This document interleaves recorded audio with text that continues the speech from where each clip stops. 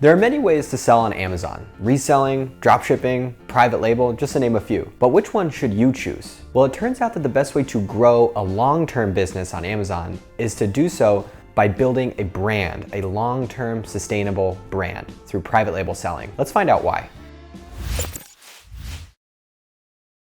I'm Darren, and this is On Trends. New research from Marketplace Pulse suggests that short-term wins like reselling and dropshipping on Amazon are slowly dying, and a more sustainable and consistent way to sell on Amazon is through private label selling. Before we dive into the data that suggests that reselling on Amazon is slowly going away, let's just make sure that we have a firm understanding of what reselling on Amazon actually means. Resellers are large entities that have access to pre-existing brands, products, logistics, and fulfillment and storage facilities, and they basically just resell products and brands that already exist. They're not creating anything themselves. And some resellers rely exclusively on dropshipping, which is of course the practice of using the distributors' warehouses and fulfillment to fulfill customer orders rather than doing it yourself. This new information from Marketplace Pulse shows that the share of sales on Amazon for the biggest sellers has been steadily decreasing by 2% for resellers since 2016. So it was 31% in 2016, and now it's decreased to the most recent data, which is 2018,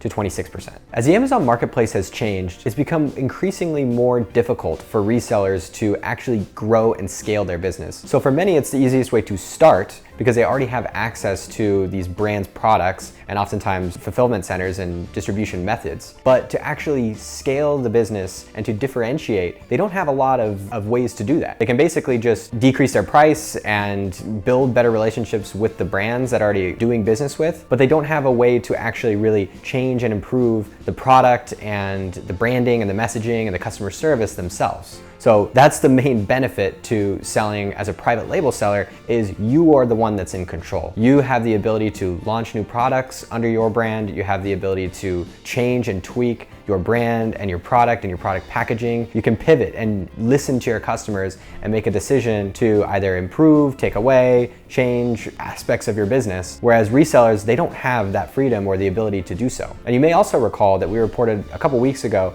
that buyer needs on Amazon is different than other brick and mortar stores or other places where people can buy products. They're less focused on brands and they're more focused on needs. So resellers, which already sell pre-existing brands products, are kind of at a disadvantage just because of the nature of the actual shoppers on Amazon's needs themselves. What are your thoughts on this? Do you think that private label sellers over resellers are able to better service Amazon customer needs? Let us know in the comments below. So our question of the week this week comes from Aaron, who asks, is SalesBuy based on Amazon's actual sales or inventory figures, or is this an estimation based on an algorithm? Is that also the case for the estimation of revenue and the products that produce that revenue? All right, Aaron, so this is a great question, and it is important to understand that all of the sales and revenue estimations are exactly that. They're estimates. So Amazon does not allow anybody to have access to real hard sales or inventory data. If you've been a long-term user of ZonGuru, you may remember that we used to track inventory levels way back using the 999 technique, and that over time just became less and less reliable. There were all sorts of reasons why sellers' inventory levels would fluctuate and change that didn't actually translate accurately to sales all the time. And then sometimes Amazon, just for categories or for products, without letting anybody know, they just wouldn't provide that data. So we transitioned away from any inventory tracking and we're exclusively using estimates.